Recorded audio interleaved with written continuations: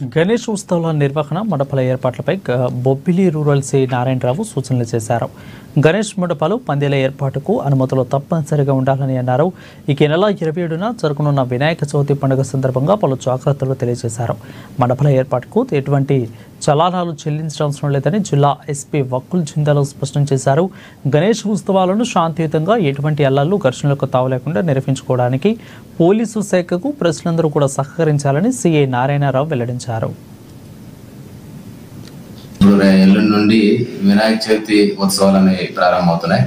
So ఈ వినాయక చవితి సందర్భంగా ఎవరైతే వినాయక విగ్రహాలు ఎక్కడెక్కడైతే ఏర్పాటు చేస్తుంటారో వాళ్ళకి పోలీస్ శాఖ తరఫున, అది బొబ్బిలి రూరల్ సర్కిల్ పోలీస్ తరఫున కొన్ని సూచనలు ఇవ్వడం జరుగుతుంది.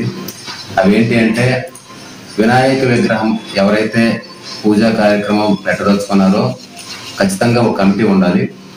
కమిటీయే ప్రతి చర్యకి లాండ్ ఆర్డర్ సిచ్యువేషన్ వచ్చినా లేదంటే వేరే ఇతర సమస్యలు వచ్చినా సరే పూర్తిగా కమిటీదే బాధ్యత. అదేవిధంగా వాళ్ళు విగ్రహం పెట్టేటప్పుడు ఖచ్చితంగా విగ్రహం ఏ ప్లేస్ లో పెడతామో చూసుకోవాలి. అది ప్రభుత్వ స్థలమా, ప్రైవేట్ స్థలమా, లేకపోతే మున్సిపాలిటీ స్థలమా చూసుకోవాలి. ఎవరి స్థలమైనా సరే, ప్రభుత్వ స్థలం అయితే ప్రభుత్వం వారి నుండి, ప్రైవేట్ స్థలం అయితే వారి దగ్గర నుండి ఖచ్చితంగా ఎన్ఓసి అనేది తీసుకోవాలి.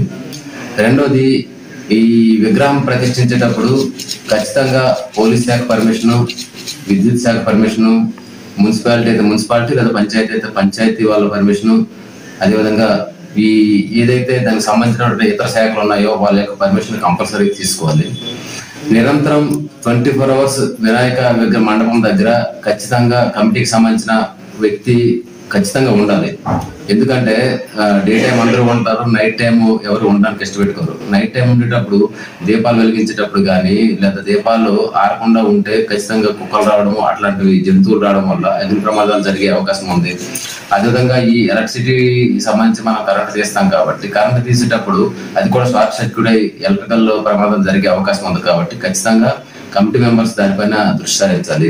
అదేవిధంగా వినాయక విగ్రహానికి పర్మిషన్ తీసుకునేటప్పుడు గతంలో మనం ఫిజికల్ గా తీసుకునే వాళ్ళం పోలీస్ స్టేషన్ లో. ఇప్పుడు ఆ వేరే ఫెసిలిటీ ప్రభుత్వం అదేవిధంగా డీజీ గారు కల్పించారు.